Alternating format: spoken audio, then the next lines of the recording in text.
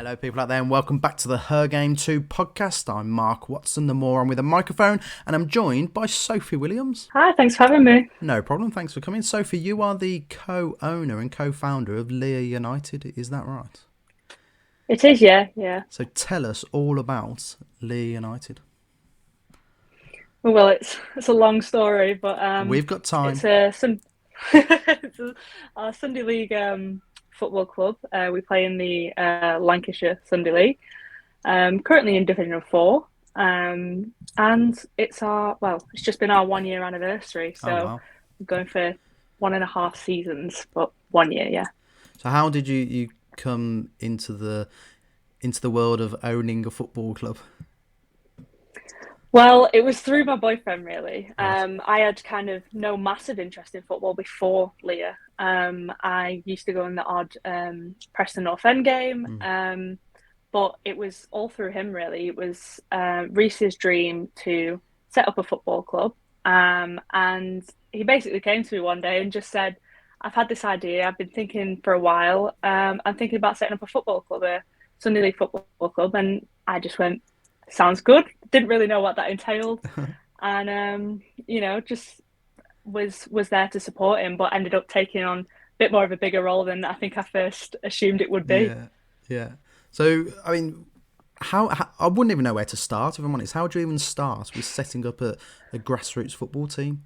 Just round up your We mates and didn't give know them a where to ball? start. No, I can imagine. Well, Pretty what did you do? much. Yeah, literally just your mates. It pretty much started off with Reese's college mates. He goes to college. Well, he went to college with Preston North End Community Education Trust. Mm. So luckily, all his friends were footballers. So we kind of had that on our side, and then it was just a case of a lot of admin, which I primarily took care of. Mm. And Reese is kind of the football brains, and I'm kind of the business brains. The brains. Um, the brains, He's the yeah. one with the mates. You're the one with the brains. Pretty much, yeah. I'm very much behind the scenes. He's very much the front face of Leah. Um, but yeah, we just kind of rounded up a load of mates, and it did start off as just kind of having a kick about with your mates. Reese was managing. I was kind of just collecting fees, Mm. and we were just going with it. We were rolling with it. We didn't know how much to charge. We didn't know what to do, what to buy, and it just snowballed really. Mm. Mm. Excellent. You're even blue ticked on Twitter, aren't you? So We are, you yeah. are. You're. Reese does all of the social media. I think he's brilliant at that, and he's got us blue ticked. And we went viral not long ago with the overhead kick football. I'm not sure if you've seen it, I but have seen that. Yeah. Yeah. um, yeah. So that was amazing for us. We love that. You're one of the only celebrities I've had on this podcast. So there you go. You're my blue tick celebrity. You're just here to give me clout. That's the only reason. So obviously, being a co-owner and also a female co-owner, did you find any sort of pushback with that at all, or has the world been quite accepting of you?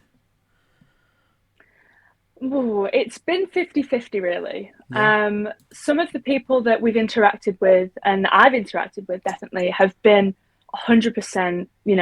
There's some guys on the team who we're best friends with them now, completely loyal, and they'd stick up for me no matter what. But I've also had the flip end, and the other side of it is a lot worse, really. And I have had a lot of kickback, definitely, a lot more than Reese. And I know it is because I'm a woman. Mm. It's kind of as black and white as that. Do they say that when I've, they're oh giving you yeah, points? yeah. Right. People aren't afraid to say that to you. They're Yeah. not afraid to say you don't know what you're doing in men's football. That was one of the things that said to me. Really. What do you know about men's football? Why? I didn't know how to answer. When I first heard that, I kind of had to stop myself and go, what?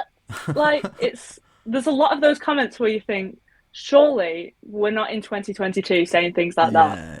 Yeah. Yeah. So yeah, I've had a lot of kickback, verbal, even physical at times. Physical.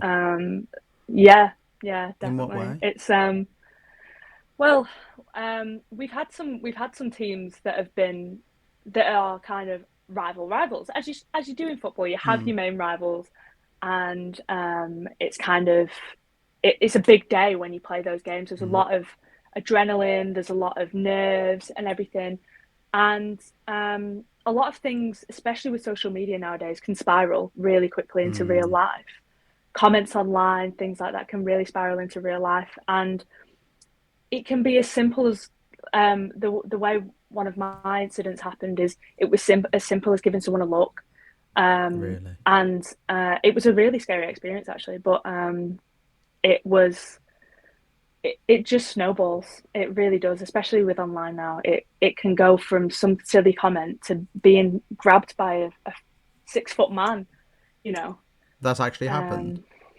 Yeah, What that's led one up of the worst to things that's happened to me. what led up to that? So it was one of those big games. It was tensions were high, things have been said, feelings have been hurt, and we were myself and Reese we're only 20, and I think I was probably was oh no, it was this year, so I think I was 19 at the time, and you know, a lot of it's quite scary because I am pretty much one of the only women. I'm the only woman in our club. We're quite a small team. There's only about 5 of us, so I'm the only woman that actually runs the club. And girlfriend wise, we don't have a lot of girlfriends come down. You know, we get the odd appearance, but I am one of the only women there. So I am quite an easy target in that way, I think. A lot of our lads are quite big lads, and I think that's why I became a target. It was just the sense of looking at someone, and then a lot of verbal abuse came from that. I started backing away. My boyfriend was dealing with another altercation at the time, same team, but they were running over to some of our other players, and the 6 foot man came up to me right in my face, started shouting at me, and then grabbed me. And Wow. it was one of those moments that tests your fight and Yeah. flight. It tests it, and I just froze. I just I bet. absolutely froze and thought, oh my god, I didn't even know what to think. And it was over in a matter of seconds. Yeah. But once you got grabbed, it felt like a lifetime. It felt like I was stuck there, and I was like, oh Yeah. my god, what do I do? There's a man just shouting in my face. Luckily, it was over very quickly, and it was a case of just kind of some of our lads pushed him off, and Reese then came and pulled me to one side. But definitely shook me. I was kind of shaking when even it was about half an hour afterwards. I was sat in the car, kind of shaking, I bet. thinking, oh my god, I've just been grabbed by a Yeah. fully grown man. Did it make So, yeah. you? Did it make you sort of rethink your position? Oh yeah, definitely. I've had that altercation especially, and a few other verbal things. It really does make you think, why am I doing this? It's a Sunday league team, and I'm getting grabbed, I'm getting assaulted, I'm getting harassed. Like, what's what am I getting out of this? So it does make you definitely rethink why you're doing it, really. I suppose the flip side and the positive side. What are you getting out of it? I'm sure the positives must outweigh these. Hopefully, few negatives. Yeah, they definitely do. I mean, we've had, luckily it's only been kind of few and far between, and in the year that we've been about, and the 1.5 seasons now, almost 2 we've been about, it's been few and far between. So like I was saying, that tweet that went viral, there was a massive buzz at the club. Coming to training that Wednesday, it was amazing. We're all kind of watching the video together, laughing about it, joking about it, looking at some of the comments.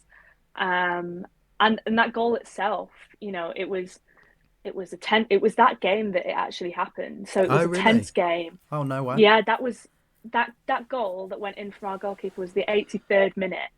So you Oh, can bloody hell. imagine it was to do an equaliser. That equalised our game. So that's how high tensions were. But you actually see in that video my boyfriend running up to me and grabbing me. I'm screaming in my wellies. And those kind of moments, it's not even the big wins sometimes. I remember one game that we had it was a draw, but we'd just gone through like a new remix of a team. We've had a lot of kind of teams fall apart, and then we built from there, and we drew, and it felt like we just Oh, there was no feeling in the world that matched it. Yeah. And it's those kind of things. It's finding the people who are loyal to you and making them your best friends. And um, last summer with the Euros and everything, we were going out. Every game we were out together, bonding. It was great. So there's definitely the wins that keep you there, and the personal wins, not the actual wins. Yeah, it sounds like so much more than just a football club. Yeah, definitely. Yeah, it sounds like a community. And you tend to find that in the grassroots teams in particular. This sort of you all know each other. Certainly from the people I've spoke to anyway. You sort of know each other on a more personal level, and it's not just let's turn up and kick a bag of wind for 90 minutes between us. It's more a social thing. Yeah, definitely. So was that like your boyfriend sort of bringing you and forcing you to set up a football team? Was that your first sort of steps into the game, or were you a football fan when you were younger at all? It's a complicated one because I wasn't really. My family, my mum's side of the family, my granddad, they're all very North End, not Preston North End heavy. My granddad goes every game. He's been going since he was little. My mum used to go, and then Reese went when I met him. Reese went all the time. When I met him, I'd go to the odd game and things like that. But I was never as invested. I think Leah's definitely given me the kind of love of football. And now, I'm a season ticket holder at North End. I try to get to every single game, and I go to every single Leah game, and it's made me fall in love with football. Yeah, definitely. When you next speak to your granddad and boyfriend, can you just remind them of the goal that we scored against you from the halfway line, where Oh it went straight God. under your keepers? I actually tweeted out that video, and I went viral thanks to Preston North End. So, on behalf of me, thank you for getting me a bit of attention that weekend. It's a cracking goal. You've also got the best police in the world. The best footballing police. The Preston North End's police Twitter account is brilliant. I can agree with that. Yeah, Yeah, I very much. commend your policing. So you wrote an article back in April, which Yeah. people watching this can find on your Twitter account. What's your Twitter at for the people listening? Sophie speaks O2. Oh, two. And what's the Lea United at? I think it's Lea Now I'm United asking. FC. You know what? You tell me about that article, and I will look up Lea United's at. So that article was kind of I'd just kind of started. I'd actually just found HerGameToo. And I'd been seeing the work that's been going on, and I'd heard of it before, kind of whispers, but I never realised actually looking through the page, it's actually a massive kind of movement. And I just found the page, and I've been scrolling through it for the past few days, and it got me quite inspired actually. I was listening to some of the stories, some of the posts and things like that, and I found myself watching the Women's FA Cup. I think it was. It was Chelsea versus. Oh gosh, I can't remember. Passing my mind back now, but it was basically.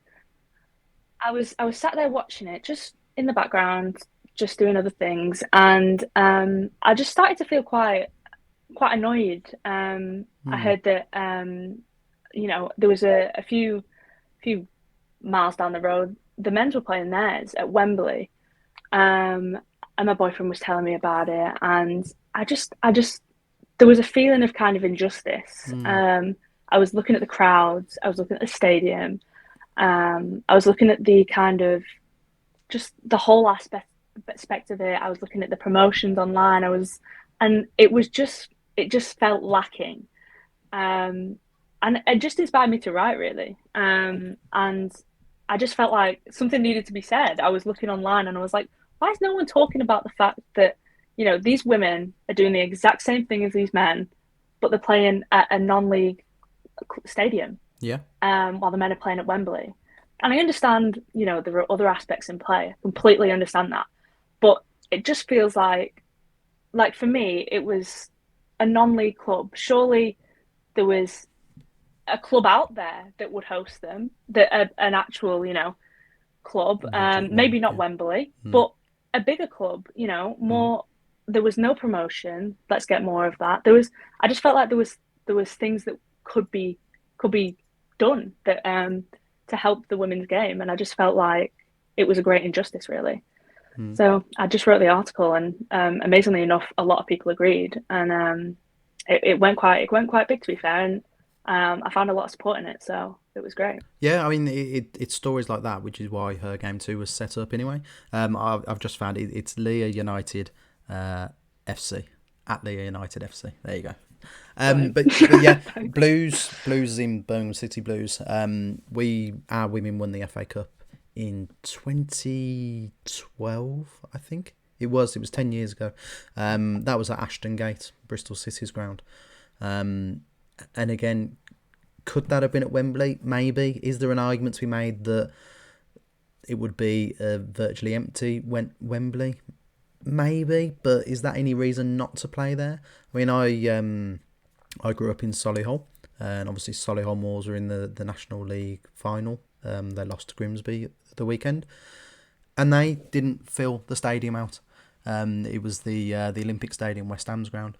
But you can just see on the players' faces, they're stood in the biggest ground they've ever played in their lives. And if nothing else, it just means everything to them. And you've got to imagine it was Chelsea versus Arsenal, that FA Cup semi-final, playing in a non-league ground, looking around thinking, is this all we're worth? Exactly. I know the counter argument will be, yes, but they won't fill it. But I'm not sure that's a reason not to do it. I once played a game at St James's Park. I was crap. I was really, really crap. But just being out there made me feel king of the world. And It does. It makes the whole of the difference. I remember I played it was primary school team, and we were in one of those tournaments against all the other, primary schools. And I got to play at Deepdale. Yeah. And I felt amazing that day. And it felt like I was at Wembley. And I was just thinking back, and I was thinking, if we can get primary school kids playing at Deepdale, then why aren't we getting, Chelsea women's playing there? And you could see that when they won, they were over the moon. And I just felt like they deserved more. I'm not a Chelsea fan, but my heart went out to them. I was thinking, you could be celebrating with a lot more fans. And I think if it was in Wembley, yeah, they may not fill it, but I can guarantee you they'll get more people than they did at that non-league stadium, because more people would turn up. Hopefully, more promotion would be put into it, because Wembley wouldn't want to go empty. So they'd actually back the promotion. They'd actually sell more tickets, and I feel like a lot more would be put into it if it was it's as simple as just moving them to a different stadium, and just see the difference. Because I know that I'd maybe buy a ticket. It's if I saw a game at Wembley, it's that difference that you pick up more people because there are more stands. No one really wants to go watch, a team they maybe don't support at a non-league club. Why would you do that? But you might go support them at Wembley. It's a day out. It's a massive difference. So I think the difference in the stadium might have actually made that difference. Yeah, I think that's spot on. And if nothing else, even if they're worried about not selling the tickets, we'll just give them away to school kids. Why not? Because you'll make the money back on concessions and sweets and all that stuff. It's if we're going to try and grow the women's game, what message does it send when you stick them in a non-league team ground for a semi-final, for a prestigious tournament? It's a step backwards, I think, unfortunately. Definitely, yeah. Unfortunately. So HerGameToo, when did you first become aware of HerGameToo? Was it the video itself, or was it afterwards? It was I think I found it. I think it was retweeted by our Lea account, and I think I saw it, and I was like, I saw one of the videos, and I was like, oh, I've kind of heard of this, never really heard of it, didn't know it was anything massive, and then looked on the page and actually saw how much they were doing, and it actually inspired me to make Sophie Speak So Too, because I thought, if if these women are doing it, then maybe I can tell my stories about owning a Sunday League club, and maybe that way I could make a few more women friends in the sport, and that camaraderie. I think so. Yeah, I'd definitely say that HerGameToo was the reason that I started that Twitter, and the reason I maybe found my voice. Oh, that's awesome. Oh, that makes me feel all warm inside. No, that is good. That is awesome. And I mean, when it was started, we had no idea it would suddenly go viral on FA Cup final day, and it did. And it showed its own reason for existence within the first few hours, with that video with the girls holding the signs up, because so many people were just agreeing with it. And obviously there were some trolls, some pushback, and that is social media in a nutshell. But it did show that things that have been accepted as just banter for so long don't need to be accepted. Stories that I've heard from the girls involved, and it's all stuff where they received some sort of sexual harassment as very young women as well. But they just brushed it off because, that's what lads do down the football. Well, unfortunately, it's not the 80s anymore, and it's not lad culture anymore, and it's time to move on. So with your Sunday League team, are you going to be setting up a Sunday League women's team? We are hoping to. We were going to this season, actually. Okay. I really wanted to set one up because I want to get into football myself. As I said, I played it as a primary school kid, so it's been a while now. But I wanted to get back into it myself. Bought myself some boots and everything. We were ready to set up, but we had a few changes in management, and me and Reese were kind of hoping that the manager that we had in was going to step forward for the men, so we could step back and focus on the women's game. But we had a few issues, unfortunately. So we're hoping to set it up next season, if all things permit. So I'm really excited. I'm going to be training this season and getting myself ready, I think. Are we going to see Sophie Williams player manager? We might be. Player manager owner. Yes, yeah, all of them. Captain as well. Captain as well. I'm pretty sure you will never be a substitute. You'll be the first name on that team sheet every week. Definitely. What position do you play? Well, when I was kind of training with Reese and we were kind of getting back into it, he thinks I'm a winger. He thinks I'm left-footed, so hopefully left wing. But don't know really yet. I've as I said, I've not really stepped into football for a long time, so it's kind of all about relearning the game again, and it's just about what I am as a woman now. Where do I play? What do I feel? Where's my stamina at, basically? Where's my fitness at? I mean, to be fair, you're in charge. Play wherever the hell you want. Change it mid-game if you want. Just go in goal for a bit. Why not? Who's going to say no? Why not? If you can't go on a mad power trip when you run the club, I don't know what to say. So how about the men's team? How are they getting on? Are they promotion bound or?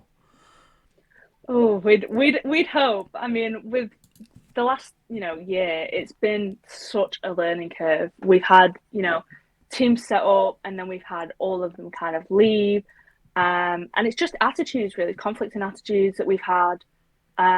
Me and Reese are trying to take this to the next level. We're trying to become that professional Sunday League. We don't want a kickabout anymore. We're trying to get ourselves out there, as we're verified on Twitter now. There you go, celebs. We're famous. We went viral. So we're trying to step up our game a little bit, and that doesn't suit all people. Some people just want a good kickabout, but we're here to get promoted. Like you said, we want to be in the promotion spots next season. So we have stepped it up. Luckily, we've got some loyal lads now.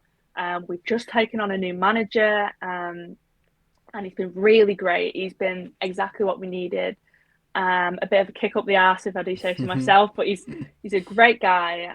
He's coached professionally, so we're in for hopefully promotion this season.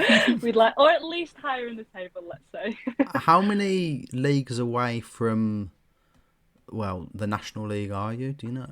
I've no idea how the grassroots level works, but I know there's a lot of leagues. There is, well, we're in Division 4, which is the bottom. So Right. Okay. I, Bit of a way to we go. have a long way to go. Yeah. Bit of a way. You're almost Karen Brady. Close. No, West Ham aren't that much better, I'm sure. Yeah. Okay. So quite No. a few leagues. Okay. I won't buy my season ticket just yet then. So.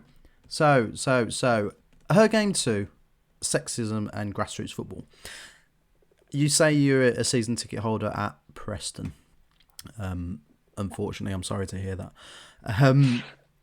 Would you say that sexism is more of a problem at Deepdale? Not saying that Preston have a problem with sexism. I probably worded that terribly. I didn't mean it that way. You know what I mean. In the professional game, Mean, yeah. or at a grassroots level. It's difficult to say. I think it's two different types of sexism. Okay. It's on the grassroots level. It's obviously more personal. You get it to your face. You Literally kind held of, up and so you get that at that level, but at Deepdale you get a different type of sexism. There are some chants that I absolutely can't stand that say awful things about women, and I'm sat there thinking, I am sat right here and we are chanting about women and their body parts and things like that. And there are comments, there are it's the chants mainly, but I think, but there are definitely comments, and but yeah, it's definitely a different type of sexism, if that makes sense. do you think it's a lack of self-awareness from these people singing these sexist things around you, or a lack of care, or do you think it's just been part of football for so long that they don't even consider it to be a problem? I think it's a bit of all the above, really. Really? I think the chants are kind of rooted in, in football. They're the same for every club, but with a different name. Um, and when it's so widespread like that, it's all up and down the UK. You can hear the kind of chants, the same chants, just a different football team put in the place. So when it's so widespread, I think it's just a case of it's just ingrained. It's just there, and I think you'd have a hard time saying don't sing that chant, because I think saying no to some of these people is probably the issue, and saying you can't do that probably the issue. Yeah. But I think it is a lack of self-awareness. It's a lack of maybe not thinking about what you're thinking about and thinking, actually, that's quite sexist. That's quite harmful. So it's all of the above, really. I think it's Michelle, I think, is the Preston ambassador. Yeah, I think so. Do you see much sort of Her Game Too paraphernalia around the club? Have they got the posters up for the reporting system and all that? I think they have, yes. I've definitely seen those posters, and there's great work going on behind the scenes. I know that I've seen Michelle, and I've seen what she's been doing. I've seen her around the club, but it's just sometimes it's bigger than just us women at North End, and at any football club it is bigger than us, because we are the minority, and so it's hard to make changes like that sometimes, because like you touched on earlier, that lad culture is a hard one to knock down. Yeah, definitely. I mean, Michelle's a great girl. She's active on social media if she sees something she doesn't like, which is awesome, to be honest. But yeah, that's the problem. We're trying to knock down walls that were built decades ago, unfortunately. And like you say, it's almost ingrained in that lad culture, banter sort of thing. But I mean, would you say you felt welcome as a woman by the club itself, the fans aside? I think at North End, that there are. I am seeing an influx of women, definitely. Good. I used to go I used to go with my granddad when I was a lot younger. And we're talking maybe 10 years ago now. I used to go on every other game, and there's definitely a more influx in women. It's definitely becoming a bit more of a safer place, 100%. But it is mainly just the fans. I think North End itself is, they welcome everyone. But I think sometimes, like I said, it's bigger than all of us, really. It's that lad culture it's just harmful. Yeah, it is. It's rife. I've always liked Deepdale. I've not a soft spot for Preston, but I don't dislike Preston, which is the highest compliment I can pay a team that isn't Birmingham City. So there you go. You can take it. Yeah, take that.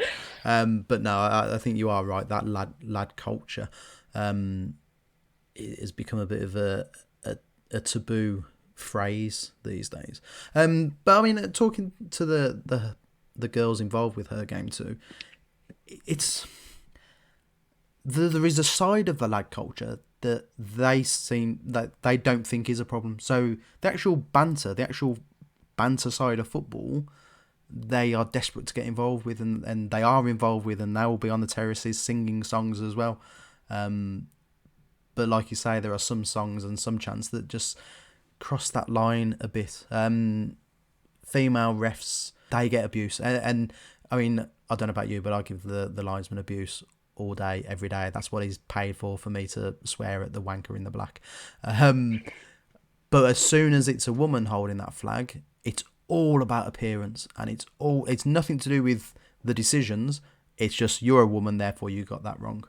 And I think you can definitely have that banter, but there is a way of having that banter that doesn't just evolve into, it's because of what's between your legs and what you look like. Yeah, I think with female refs and female assistants, by all means, call out the decisions. Absolutely. Say that was a rubbish decision. Why did you put your flag up for that? Say, do the same. Give the same energy you give to those male refs. That's not what HerGameToo and feminism is about. We don't want you to be like, oh no, she did that right. That was fine. Just put a flag up at the wrong time. Tell her. But it's when it gets personal. It's when it starts, when those women-specific insults come out, and it just starts getting too much sometimes. But we're happy to give the same energy. Tell her if she's done something wrong, but just don't make it personal. Why you don't make it personal when it's about the men? So why would you do it when it's a woman? Absolutely. I say it till I'm blue in the face. The two in HerGameToo is so important. It's not let's paint all the seats pink and everyone gets like candy floss and gets to play with their Barbies. Like, that is not it at all. There is a misconception with some dinosaur age blokes that's what HerGameToo is, and it's not. It's we're joining in, and we're here, and we want to be seen and more visible, and we will also have a pint, please. Not a glass of Prosecco or whatever you think that we want. I say we, I'm not a woman. I'm talking for you. I'm a man talking for you. I'm part of the problem myself. There you go. Right, that's the end of my questions, Sophie. Is there anything is there anything I haven't mentioned that you would like to say? I don't think so. I think you've covered all the topics. Good. Brilliant. So I've done my job well, is that what you're saying? I should go and ask for a pay rise. In fact, I should ask for pay in general. I will put that on my list. Someone needs to pay me for this. Sophie, it's been an absolute pleasure. I wish you all the best of luck in becoming the next Karen Brady. Few years. I wish Lea United, I told you I'll pronounce it wrong at some point. Lea United, all the best of luck in getting out of Division 4. I'm sure you will. And I look forward to seeing this women's team set up next season. I'm sure it'll be good. Thank you very much for joining me. It's been an absolute pleasure. Hope you've enjoyed yourself. Thank you very much, everyone out there, for watching the HerGameToo podcast. And I'll see you when I see you. Ta-ra.